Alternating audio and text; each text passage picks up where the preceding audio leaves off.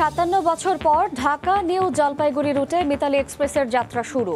9 ঘন্টায় পৌঁছাবে ঢাকা ক্যান্টনমেন্ট স্টেশনে, যাত্রীদের উচ্ছ্বাস। ছাত্রলীগ নেতাকে স্থানীয়দের মারধরের অভিযোগে চট্টগ্রাম বিশ্ববিদ্যালয়ের মূল ফটক বন্ধ করে বিক্ষোভ। বন্ধ শাটল ট্রেন, ক্যাম্পাসে উত্তেজনা। চালের বাজারে অস্থিরতার কারণ খুঁজতে মাঠে খাদ্য মন্ত্রণালয় ও ভোক্তা অধিকার। অগ্রিম টাকা দিয়েও মিলারদের কাছ থেকে সরবরাহ না পাওয়ার অভিযোগ।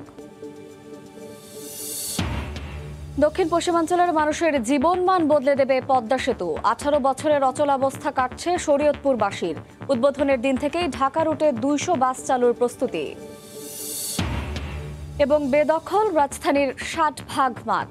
20 বছরের অস্তিত্ব হারিয়েছে অর্ধশত, গড়ে উঠছে বহুতল ভবন, বাজার। খেলাধুলার অভাবে মোবাইল গেমে আসক্ত হচ্ছে শিশুরা।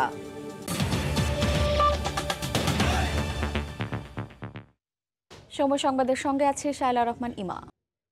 দীর্ঘ 57 বছর পর ঢাকা নিউ জলপাইগুড়ি রুটে চালু হলো মিতালি এক্সপ্রেস। বুধবার স্থানীয় সময় সকালে দুদেশের সৌহার্দ্যের বন্ধন মিতালি এক্সপ্রেসের উদ্বোধন করেন ভারত ও বাংলাদেশের রেলমন্ত্রী। এরপর পশ্চিমবঙ্গের নিউ জলপাইগুড়ি স্টেশন থেকে রওনা দেয় মিতালি এক্সপ্রেস। প্রায় 550 কিলোমিটার পথ পেরিয়ে 9 ঘন্টায় ঢাকা ক্যান্টনমেন্ট স্টেশনে পৌঁছানোর কথা রয়েছে।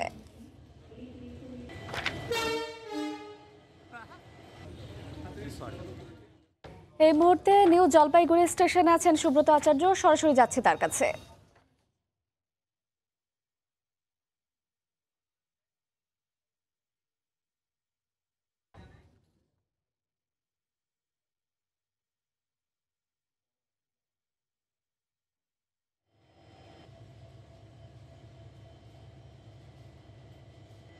পরেই আমরা দেখবো যে আমার পেছনে দাঁড়িয়ে রয়েছে মিতালি এক্সপ্রেস নিউ জলপাইগুড়ি স্টেশনের A1 আন্তর্জাতিক প্ল্যাটফর্মে।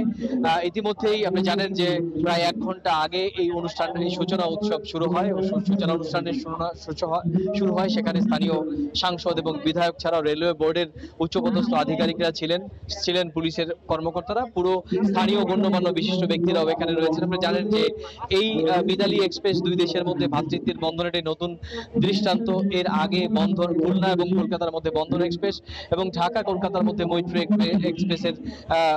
এক্সপ্রেসের যাত্রা হয় এবং সেখানেও কিন্তু বাংলাদেশ এবং ভারতের মধ্যে যাত্রীদের আনা নেওয়ার কাজ করে। এবং এই মুহূর্তে আজকে থেকে যে মিতালি এক্সপ্রেসের যাত্রা শুরু করলো বা করতে চলেছে, এর মধ্য দিয়ে কিন্তু ভারতের উত্তরাঞ্চলের মানুষের সঙ্গে বাংলাদেশের সরাসরি আরো যোগাযোগ নিবিড় হবে। এমনটাই কিন্তু আজকের অনুষ্ঠানে আসা স্থানীয় সাংসদ এবং বিধায়ক রেলওয়ে বোর্ডের আধিকারিকদের বক্তব্য। এবং ইতিমধ্যে আমরা কেন্দ্রীয় রেলমন্ত্রী অশ্বিনী বৈষ্ণব তার বক্তব্যেও শুনেছি যে ভারতের স্বাধীনতার 75তম বছর, বাংলাদেশের স্বাধীনতার 50তম বছর। এই যে মাহেন্দ্রক্ষণে মিতালি এক্সপ্রেসের যাত্রা দুই দেশের মানুষের মধ্যে যে সম্প্রীতির বন্ধনের একটি নতুন মাইল ফলক এবং সেটিকে কাজে লাগিয়ে দুই দেশে কাঁধে কাঁধ মিলিয়ে আরো অনেক দূর এগিয়ে যাবে, সেটা কিন্তু ভারতের কেন্দ্রীয় রেলমন্ত্রী অশ্বিনী বৈষ্ণব পরিষ্কার বলেছেন। একই সঙ্গে বঙ্গবন্ধুর স্বপ্নের বাংলাদেশ গড়ার এবং ভারতের সঙ্গে বাংলাদেশের যে ঐতিহাসিক সম্পর্ক, সেই সম্পর্কের আরেকটি নতুন নিদর্শন হিসেবে মৈত্রী এক্সপ্রেস এবং বন্ধন এক্সপ্রেসের পর মিতালি এক্সপ্রেসের যাত্রা যে শুরু হতে যাচ্ছে, সেটি কিন্তু বাংলাদেশের রেলমন্ত্রী নুরুল ইসলাম সুজন আশা প্রকাশ করেছেন এবং তিনি এটা আশ্বস্ত করেছেন যে এই যাত্রী পরিষেবার মান আরো উন্নয়ন করা হবে। ভারত এবং বাংলাদেশের মধ্যে রেল যোগাযোগের যে তিনটি সরাসরি যাত্রীবাহী যে ট্রেন, সেখানে আরো যাত্রী বান্ধব করে তোলা হবে, সেটা কিন্তু দুই দেশের রেলমন্ত্রীদের পক্ষ থেকে বলা হলো। এখন শেষ মুহূর্তে প্রস্তুতি চলছে। আমরা দেখছি নিরাপত্তা ব্যবস্থা আরো করা হয়েছে। আপনি জানেন যে এই প্রায় 450 আসন বিশিষ্ট মিতালি এক্সপ্রেসের আজকে বাংলাদেশের উদ্দেশ্যে যাত্রা করছে 18 জন যাত্রী। এই 18 জন যাত্রী ইতিমধ্যে ইমিগ্রেশন কাস্টমস এর কাজ শেষ, তারা কিন্তু ইতিমধ্যে মিতালি এক্সপ্রেসের ভেতরে প্রবেশ করেছেন। নিরাপত্তার ব্যবস্থা পুরো 800 নিরাপত্তা ব্যবস্থাতে ফেন্সিং ব্যবস্থা আমরা দেখেছি যে ভারত বাংলাদেশের সীমান্তে যেরকম যেরকম ভাবে যেরকম সীমান্তের সীমান্তের দুই দেশের কাঁটাতারের বেড়া যেরকম দেওয়া হয়, সেরকম ভাবে ফেন্সিংও কিন্তু আমরা দেখেছি যে এই নিউ জলপাইগুড়ি স্টেশনের ফেন্সিং এর ব্যবস্থা কিন্তু করা হয়েছে। কারণ আপনি জানেন যে উত্তর ভারতের অত্যন্ত গুরুত্বপূর্ণ রুট এবং গেটওয়ে এই নিউ জলপাইগুড়ি স্টেশন। সেই পুরো ভারতের সমস্ত প্রদেশ থেকে প্রতি মিনিটে রেল এখানে আসে এবং সেখানে নিরাপত্তার বিষয়টি এখানে খুব বড়ভাবে বিবেচনা করা হচ্ছে। আমরা সকালবেলা দেখেছি যে প্রচুর সংখ্যক নিরাপত্তা রক্ষী একটি ত্রিস্তরীয় নিরাপত্তা বলয় সৃষ্টি করেছিল। কিছুক্ষণের মধ্যে আমরা জানি যে কিছুক্ষণের মধ্যেই এই ভারত এবং বাংলাদেশের মধ্যে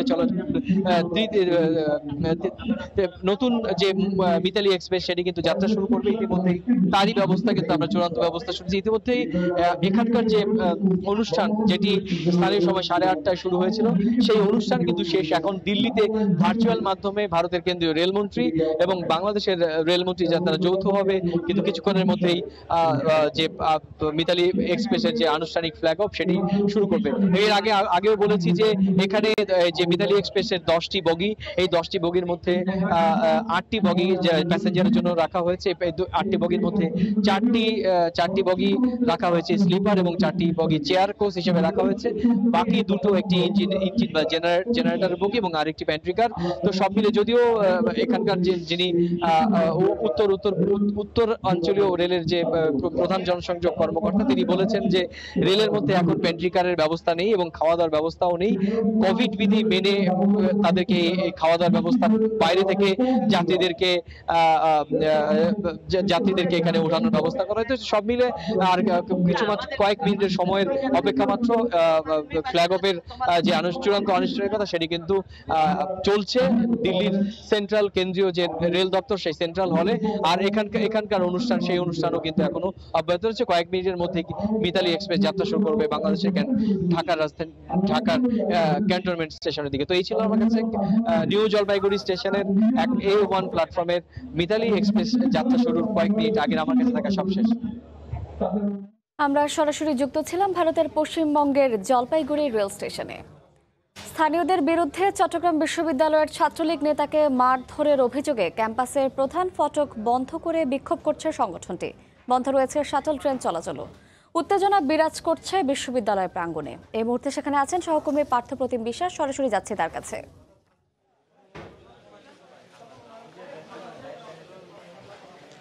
আমরা এখন আছি চট্টগ্রাম বিশ্ববিদ্যালয়ে ছাত্রলীগের এক নেতাকে গতকাল রাতে স্থানীয়রা মারধরের প্রতিবাদে আজকে সকাল থেকে কিন্তু চট্টগ্রাম বিশ্ববিদ্যালয়ের প্রধান ফটক তালা দিয়ে আন্দোলন করছে ছাত্রলীগের একাংশ।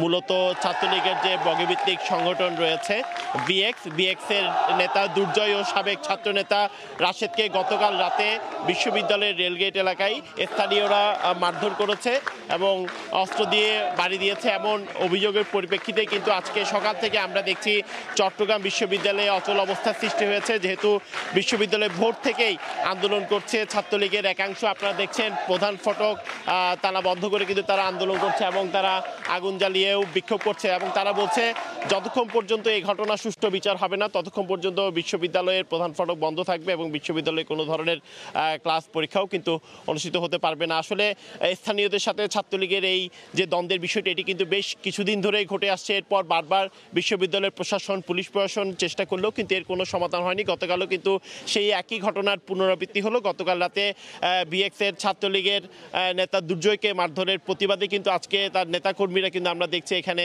বিক্ষোভ করছেন। তবে আমরা বিশ্ববিদ্যালয়ের প্রশাসনের কাউকে এখনো পর্যন্ত এই জায়গায় দেখতে পাইনি। তবে যারা সাধারণ শিক্ষার্থীরা রয়েছে তারা কিন্তু আজকে যেহেতু ক্লাস পরীক্ষা অনুষ্ঠিত হচ্ছে না, আর চট্টগ্রাম বিশ্ববিদ্যালয়ে যেহেতু 22 কিলোমিটার দূরে শহর থেকে শাটল ট্রেন আসে, আজকে সকাল থেকে কিন্তু শাটল ট্রেন বন্ধ ছিল, যে কারণে বিশ্ববিদ্যালয়ে শিক্ষার্থীরা উপস্থিত হতে পারেনি।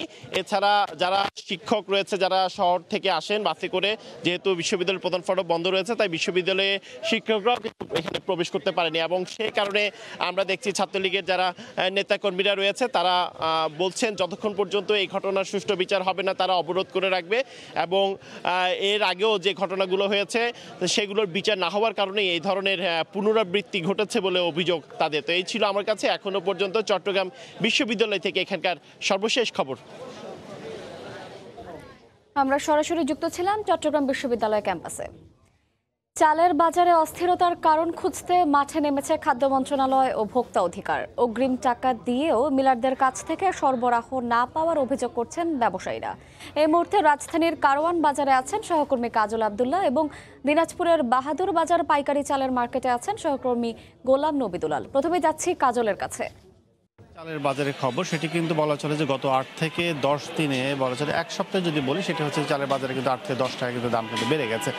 সেক্ষেত্রে আজকে যে বাজার সেটা হচ্ছে পরশু দিনের বাজার যেটি ছিল সেটি কিন্তু বলা চলে যে মূলত যে 28 চালের যে দাম পরশু দিনও ছিল সেটি এবং গতকালে যেটি বিক্রি হয়েছে সেটা হচ্ছে 2700 টাকা বস্তা, অর্থাৎ 54 টাকা কেজি দরে বিক্রি হয়েছে। এবং একইভাবে বলা চলে যে নাজিরশাহী মিনিকেট যেটি সেটি কিন্তু যদিও মিনিকেট বাজারে বলাটা এখন সরকারিভাবে নিষিদ্ধ, যদিও তারা তবুও দেখছি আমরা মিনিকেট নামেই বিক্রি হচ্ছে। সেক্ষেত্রে মিনিকেটের দাম রাখা হচ্ছে আজকে 64 টাকা এবং নাজিরশাহীল বিক্রি হচ্ছে যেটি সেটা হচ্ছে 78 টাকা এবং 82 টাকা, দুটি কোয়ালিটিতে তারা বিক্রি করছেন। এবং একই সঙ্গে কাটারি যে চালটি সেই কাটারি চালটি কিন্তু আমরা দেখছি সিদ্ধ যে চালটি সেটি বলা হচ্ছে 130 টাকা পর্যন্ত কিন্তু দাম উঠেছে। সেক্ষেত্রে বাজারের যে তদারকি এবং বাজারের যে অভিযান মনিটরিং যেটি বলি সেটি কিন্তু সরকারের বিভিন্ন দপ্তর কিন্তু করছে। এবং আসলে হঠাৎ যে দাম বাড়া এটির কারণটা কি আসলে সেটি কিন্তু কেউ বলা চলে যে বলতে পারছে না। যদিও এখানে যারা ব্যবসায়ী আছেন, আমি কারণ বাজার ব্যবসায়ীদের কথা বলেছি, তারা কিন্তু যেটি বলছেন সেটি হচ্ছে যে এই মার্কেটের সংকট কিন্তু কিছুটা না হলেও কিন্তু মিল পর্যায়ে যে প্রতিদিনের কিংবা এক সপ্তাহের যে ডিও দেওয়া হয় কিংবা অর্ডার দেওয়া হয় সেটি কিন্তু তারা সেখানে বলা চলে যে পর্যাপ্ত যে সরবরাহ করার কথা সেটি কিন্তু তারা করছে না। এবং সরকারি পর্যায় থেকে যদি কিংবা সংস্থাদের মন্ত্রণালয় থেকে পর্যায় থেকে যদি এরকম যারা নিয়ন্ত্রণকারী সংস্থা থেকে যদি কোনোভাবেই মিলারদের পর্যায়ে কোম্পানি পর্যায়ে যদি এটি কোনোভাবে মনিটরিং যদি না করা হয় তাহলে কিন্তু এই দাম কিন্তু বাড়তেই থাকে। এবং কোন পর্যন্ত গিয়ে ঠেকবে এই দামটা সেটাও কিন্তু তারা ব্যবসায়ী বলতে পারছেন না। অর্থাৎ তারা যেটি বলছেন সেটা তাদের যেহেতু হাত পা বাঁধা, তারা যেহেতু উৎপাদন করেন না এবং তাদের যেহেতু কোম্পানি নেই, তারা কিন্তু যেহেতু মিলার এবং কোম্পানির দিকে তাকিয়ে থাকতে হয় যে তারা কখন তাদের সরবরাহ করবে এবং কোন দামে কী দামে সরবরাহ করবে সেটির উপরই কিন্তু তারা বলা চলে যে বসে থাকেন এবং সেভাবে বাধ্য হয়ে তাদের কিন্তু ব্যবসা পরিচালনার স্বার্থে সেই দামে কিনে নিয়ে আসতে হয়। সেক্ষেত্রে মূল যে কারসাজি সেটি কিন্তু মিলার কিংবা যারা উৎপাদন করছেন মিলার পর্যায়ে যারা বস্তাবন্দি করে যারা বাজারে সরবরাহ করছেন তাদের কাছ থেকে কিন্তু নিয়ন্ত্রণের সবচেয়ে বড় মাধ্যম হিসেবে কিন্তু দেখতে হবে। এবং আরেকটি বিষয় সেটি হচ্ছে যে মূল যে অবস্থা সেটি হচ্ছে যে বাজার পরিস্থিতি যদি আর একটু যদি বলতে চাই সেটি হচ্ছে যে বাজারের সার্বিক পরিস্থিতি কিন্তু আমরা দেখছি যে বাজারে যাচ্ছে সেটি কিন্তু বলা চলে যে ভরপুর অবস্থা কিন্তু চালের বাজার আছে। কিন্তু সংকটটা আসলে কোন জায়গায় কি মানে ব্যবসায়ী কিংবা কারসাজি কারা করছেন সেটি কিন্তু বলা চলে যে বলাতে একটু দায় হয়ে যায়। এবং সরকারি সংস্থাগুলো কিন্তু তারা বলতে পারছে না যে আসলে কোন জায়গায় সমস্যা রয়েছে। যদিও ভোক্তা অধিকার সংরক্ষণ অধিদপ্তর এবং একই সঙ্গে খাদ্য মন্ত্রণালয় কিন্তু তারা কিন্তু বিভিন্ন জায়গায় কিন্তু নামে বেনা বিভিন্ন প্রতিষ্ঠান দিয়েছেন যেগুলো কিন্তু অনুমোদনহীন। সেক্ষেত্রে বাজার নতুনভাবে কারসাজি ঠেকাতে এবং বাজারে সরবরাহ সব কিছু মিলে সব কিছু স্বাভাবিক রাখতে কিন্তু বলা চলে যে আবার নতুনভাবে কিন্তু সরকারকে মনিটরিং ব্যবস্থা কিন্তু জোরদার করতে এমনটি কিন্তু বলা চলে যে মূলত তারা বলছেন যে সরকারকে এটি মনিটরিং শক্তভাবে করা দরকার। তো আমার কাছে এই ছিল কারণ বাজার থেকে চালের বাজার সবশেষ অবস্থা। চালের বাজারে চলছে নৈরাজ্য, কোনো অবস্থায় এখানে চালের যে দাম বা ঊর্ধ্বগতি সেটা কোনো অবস্থায় আপনার থামানো যাচ্ছে না। আমি এই মুহূর্তে বাহাদুর বাজার চালের সবচেয়ে বড় পাইকারি মার্কেটে রয়েছি। এখানে আমি যেটা বলতে পারি যে আপনার যারা হচ্ছে বড় বড় পাইকার এবং আড়তদার তারা যেটা বলছেন যে মিলারদের কাছে আপনার ধর্ণা দিয়েও তারা চাল পাচ্ছেন না এবং চাল তারা দিতে চাচ্ছে না, অনেকে টাকা দিয়েও আপনার চাল পাচ্ছেন না। তবে এখানে দিনাজপুরে যে বিষয়টি এখানে দেখা গেছে যে মিলাররা যেটা বলছেন যে তারা যেহেতু এখন আপনার বড় ভরা মৌসুম, এই ভরা মৌসুমে কিন্তু আপনার চালের যে দাম বৃদ্ধির এটা কোনো কারণে খুঁজে পাওয়া যাচ্ছে না। তবে যেটা আমরা জানতে পেরেছি দিনাজপুরে যে কর্পোরেট হাউসগুলো আপনার এই চাল এবং ধান বেচাকেনার সঙ্গে তারা জড়িয়ে গেছেন। এবং আপনি জানেন যে চালের ঊর্ধ্বমুখীর ব্যাপারে আপনার খাদ্যমন্ত্রী আপনার বাণিজ্য মন্ত্রী পাশে মাননীয় প্রধানমন্ত্রী যেটা বলেছেন তারপরে এখানে অভিযান শুরু হয়েছে। দিনাজপুরে আপনার গতকাল গতকাল প্রায় 7 ঘন্টা ঈশান এগ্রো এবং স্কোয়ারে আপনার অভিযান চালিয়ে সদর উপজেলার ম্যাজিস্ট্রেট জনাব মুর্তুজা আল মুহিত এখানে অভিযান চালিয়েছিলেন। তিনি বলেছেন প্রায় 41 কোটি টাকার তিনি চাল এখানে জব্দ করেছেন এবং 6টি গোডাউনে আপনার তালা দিয়েছেন। এবং তারা যেটা বলেছেন যে চালের বৃদ্ধির যে কারণ, এই কারণগুলো তারা এখনও আপনার খতিয়ে দেখছেন যে কী কারণে আপনার চালের দাম বাড়ছে। এবং পাশাপাশি এই যে নজরদারি বাড়ানোর জন্য আপনার অনেকে বলেছেন যে নজরদারি যদি বাড়ানো যায় তাহলে চালের দাম আপনার অনেক কমে আসবে, কারণ দিনাজপুরে এখন চাল উৎপাদনকারী জেলা হিসাবে আপনার সর্বশ্রেষ্ঠ স্থানে এখানে রয়েছে। তারপরও চাল বৃদ্ধির যে কারণ সেটি খতিয়ে দেখার জন্য আপনার কর্মকর্তাদের প্রতি তারা আহ্বান জানিয়েছেন। আমরা জেলা প্রশাসনের সঙ্গে আলাপ করেছিলাম, তারা বলেছেন যে তাদের যে অভিযান শুরু হয়েছে এটা তারা অব্যাহত রাখবেন। পাশাপাশি চালের দাম বৃদ্ধির কারণে যারা গরিব এবং অসহায় মানুষ তারাও কিন্তু আপনার দুর্ভোগে রয়েছেন। আমার কাছ থেকে বাহাদুর বাজারের সর্বশেষ তথ্য এই ছিল। আমরা সরাসরি যুক্ত ছিলাম দিনাজপুরে এবং তার আগে যুক্ত ছিলাম রাজধানীর কারওয়ান বাজারে। দক্ষিণ পশ্চিমাঞ্চলের মানুষের জীবনমান বদলে দেবে পদ্মা সেতু। উদ্বোধনের দিন থেকে শরীয়তপুর থেকে ঢাকা ও নারায়ণগঞ্জে চলাচল করবে প্রায় 200 নতুন বাস। নির্ধারণ করা হয়েছে ভাড়াও। পরিবহন মালিকরা বলছেন এর ফলে দীর্ঘ 18 বছরের অচল অবস্থার অবসান হবে, তৈরি হবে নতুন কর্মসংস্থান। বুলবুল রেজার রিপোর্ট, ছবি তুলেছেন আল মামুন। অপেক্ষার প্রহর শেষ হতে বাকি আর মাত্র 24 দিন। শরীয়তপুরের বিভিন্ন ওয়ার্কশপে তাই ঘুম নেই কারিগরদের। চলছে ব্যাপক কর্মযজ্ঞ। বসানো হয়েছে চেসিস, বাকি শুধু বডি তৈরি ও সিট বসানোর কাজ। জেলার বাসিন্দারা স্বপ্নের পদ্মা সেতু পাড়ি দেবেন এই বাসে করেই। শরীয়তপুরের কয়েকটি ওয়ার্কশপে চলছে নতুন বাস তৈরির কাজ। Shariatpur super service private company নামে একটি প্রতিষ্ঠান খুলেছে সড়ক পরিবহন মালিক গ্রুপ। তারা 30টি নতুন বাস প্রস্তুত করছেন। শুধু এখানেই নয়, তাদের বাস তৈরির কাজ চলছে পাশের জেলা মাদারীপুর ও ঢাকায়। পরিবহন মালিকরা বলছেন এই দিনটির জন্য তারা অপেক্ষা করেছেন দীর্ঘ 18 বছর। পদ্মা সেতু চালু হলে তাদের ব্যবসা বাড়বে। এসি বাসও থাকবে, নন এসি বাসও থাকবে। মোটামুটি একটা প্রাথমিকভাবে আলাপ আলোচনা করছি যে নন এসি বাসে 300 টাকা ভাড়া হইতে পারে শরীয়তপুর সদর থেকে ঢাকায়, এসি হয়তো 400 টাকা করব। 3 কোম্পানি মিলে আমরা 30 পিস গাড়ি, 10 30 পিস গাড়ি, একই কালার একই কোম্পানির গাড়ি, আমরা শরীয়তপুর সুপার সার্ভিসের গাড়ি আমরা 30 পিস গাড়ি ছাড়বো ইনশাল্লাহ। শরীয়তপুর পরিবহন নামে একটি বাস কোম্পানি এরই মধ্যে ঢাকা মাওয়া রুটে 25টি বাস দিয়ে যাত্রী সেবা দিয়ে আসছে। পদ্মা সেতু চালুর খবরে তাদের বহরে যুক্ত হতে যাচ্ছে আরও 60টি নতুন বাস। 25 তারিখ থেকে আমাদের 25 থেকে 30টা গাড়ি আমাদের শুরু হবে। রোডের অবস্থা যদি ভালো হয় আমরা গাড়ির সংখ্যা দ্রুত বৃদ্ধি করব।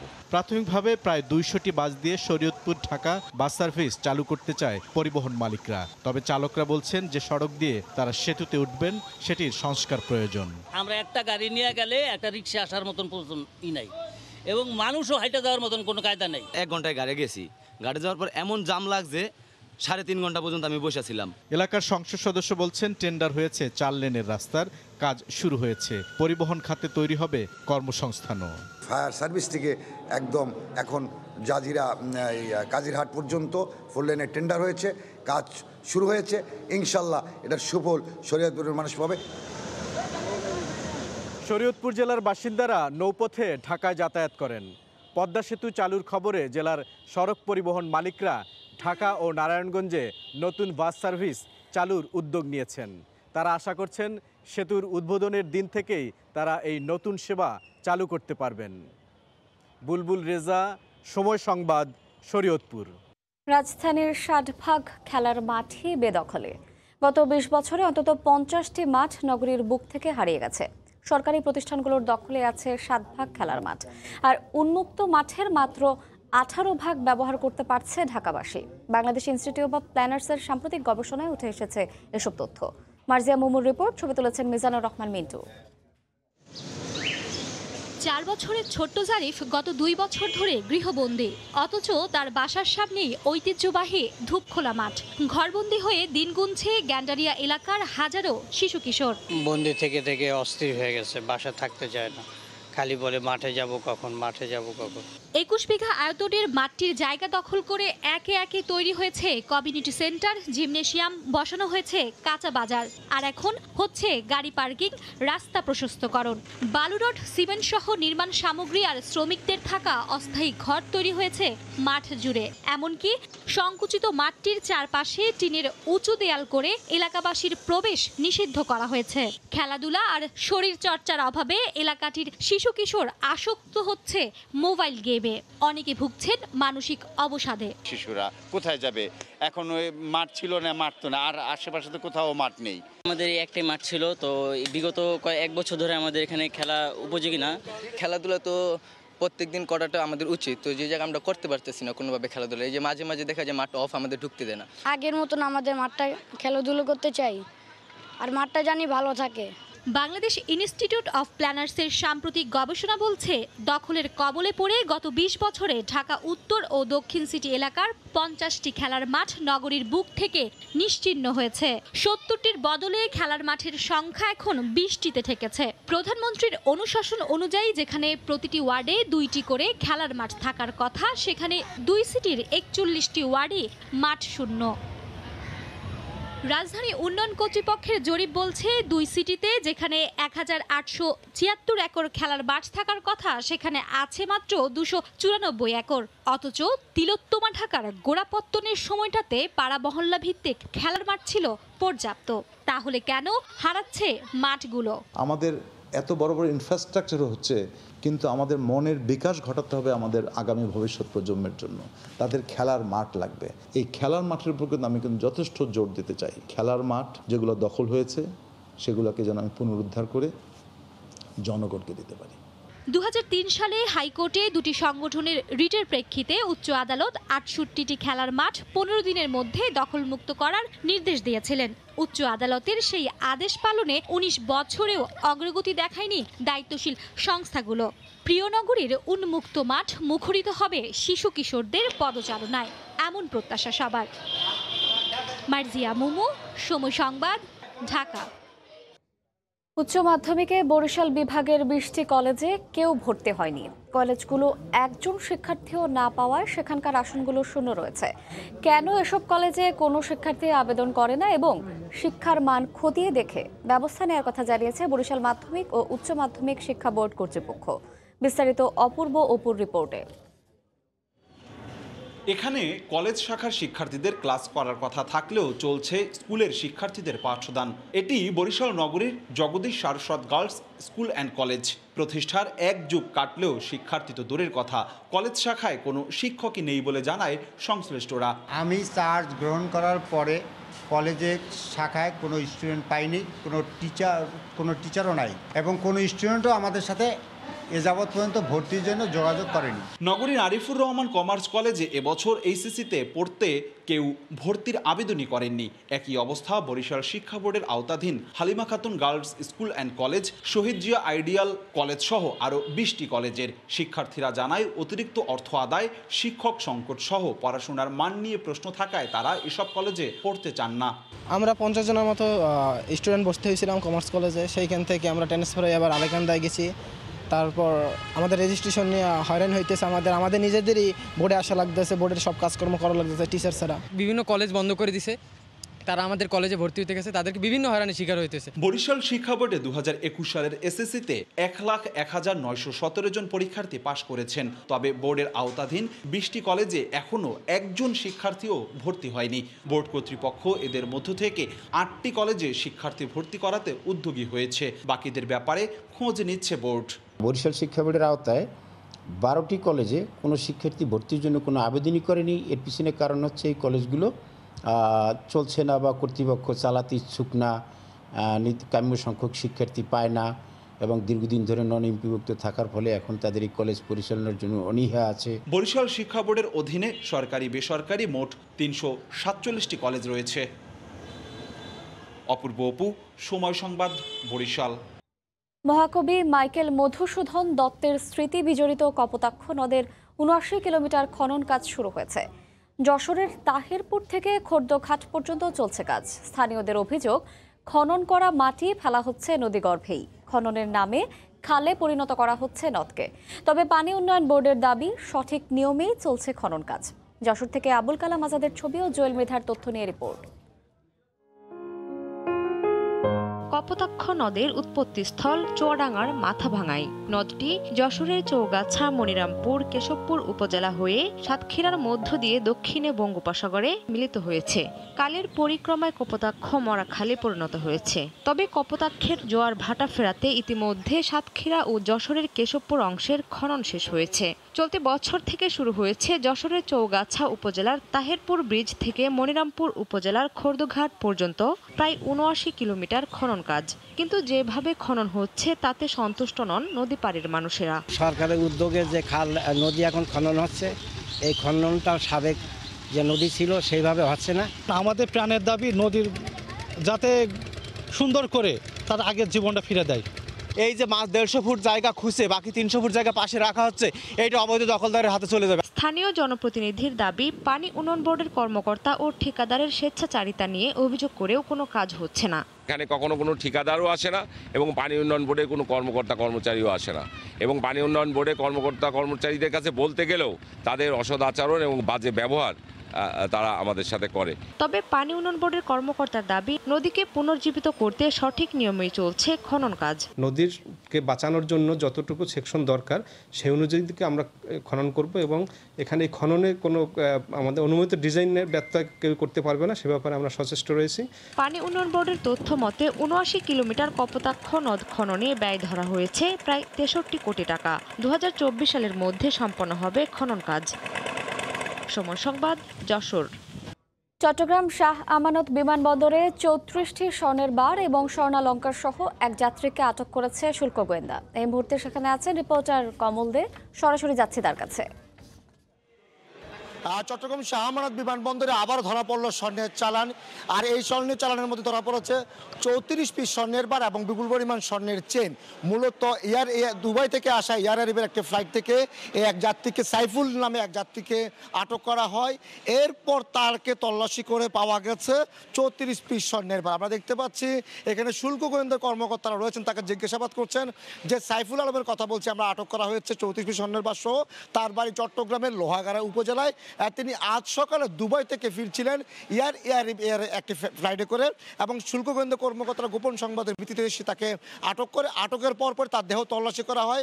তার দেহ তল্লাশি করার পরে তার কোমরের মাঝে দুটি বেল্টের মাঝেই পাওয়া গেছে কিছু কালো ট্যাপ পোড়ানো, এবং সেখান থেকে দেখা গেছে ৩৪ পিস স্বর্ণের বার রয়েছে, যার দাম প্রায় বাজার মূল্য রয়েছে ৩,২০,০০,০০০ টাকা। এছাড়া রয়েছে ১৪ পিস স্বর্ণের চেইনও দেখা যাচ্ছে তার কাছে জব্দ করা হয়েছে। আপনারা জানেন গত ৩ দিন আগে চট্টগ্রাম এয়ার বিমানবন্দরে কিন্তু ২৮ পিস স্বর্ণ জব্দ করেছিল কাস্টম কর্মকর্তারা।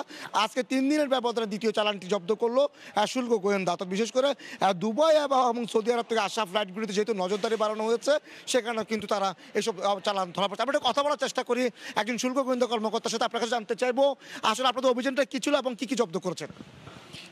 আমরা আসলে আপনাদের একটু পরেই বিস্তারিত ব্রিফ করব। আমাদের এই অঞ্চলে যে প্রধান অতিরিক্ত মহাপরিচালক মহোদয় আসবেন, উনি বিস্তারিত ব্রিফ করবেন। আপনারা আপাতত জেনেছেন যে এটা ৩৪ পিস, আর বিস্তারিত বিষয় আসামিকে কোথা থেকে আসছে, কোন টাইমে আসছে, টোটাল বিষয়টা আমরা আমাদের সিনিয়র কর্মকর্তা আসতেছেন, আমরা ব্রিফ করবো আপনাদের।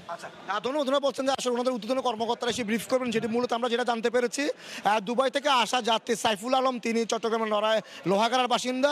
তিনি দুবাই থেকে আজকে সকালবেলা এয়ার আরবিয়ার একটি ফ্লাইটে করে চট্টগ্রাম আসছিলেন, এবং চট্টগ্রাম আসার পরে শুল্ক গোয়েন্দা কর্মকর্তারা তাকে সন্দেহ করে তাকে এক পাশে তাকে জিজ্ঞাসাবাদ করে। প্রথম দিন স্বীকার করেননি, পরবর্তী তার দেহ তল্লাশি করে তার বেল্টের পাশে পাওয়া যায় কালো ট্যাপ মোড়ানো 2টি প্যাকেট, এবং সেই প্যাকেট থেকে উদ্ধার করা হয়েছে ৩৪ পিস স্বর্ণের বার, যেটি প্রায় 3 কেজি বা 3.5 কেজির ওজনের বেশি, এবং যার 4 কেজি এবং যার ওজন 4 কেজি, এবং বাজার মূল্য হচ্ছে 3,20,00,000 টাকা।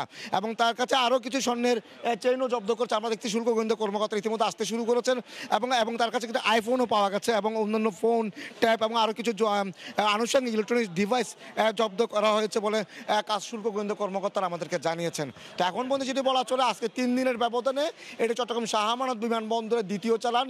এর আগে গত রোববার 28 পিস স্বর্ণের বার সহ একজনকে আটক করেছিল কাস্টমস কর্তৃপক্ষ। আর আজকে মূলত শুল্ক গোয়েন্দা কর্মকর্তারা জব্দ করেছে 34 পিস স্বর্ণের বার এবং 14টি স্বর্ণের চেন সহ একজন যাত্রী, যিনি সকালে দুবাই থেকে ফিরছিলেন এয়ার অ্যারাবিয়া করে। তো এখন পর্যন্ত আমার কাছে ছিল চট্টগ্রামের 3 দিনের ব্যবধানে যে দ্বিতীয় স্বর্ণের বাড়তি স্বর্ণের চালান জব্দ করা হয়েছে তার সর্বশেষ। আমরা সরাসরি যুক্ত ছিলাম চট্টগ্রাম শাহ আমানত বিমানবন্দরে। সময় সংবাদের শীর্ষ সংবাদগুলো জানিয়ে দিচ্ছে আরেকবার।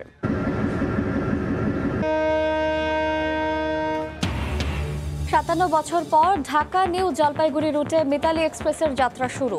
9 ঘন্টায় পৌঁছাবে ঢাকা ক্যান্টনমেন্ট স্টেশনে, যাত্রীদের উচ্ছ্বাস। ছাত্রলীগ নেতাকে স্থানীয়দের মারধরের অভিযোগে চট্টগ্রাম বিশ্ববিদ্যালয়ের মূল ফটক বন্ধ করে বিক্ষোভ। বন্ধ শাটল ট্রেন, ক্যাম্পাসে উত্তেজনা। এবং চালের বাজারে অস্থিরতার কারণ খুঁজতে মাঠে খাদ্য মন্ত্রণালয় ও ভোক্তা অধিকার। অগ্রিম টাকা দিয়েও মিলারদের কাছ থেকে সরবরাহ না পাওয়ার অভিযোগ। এই ছিল সময় সংবাদে, সঙ্গে থাকুন সময়।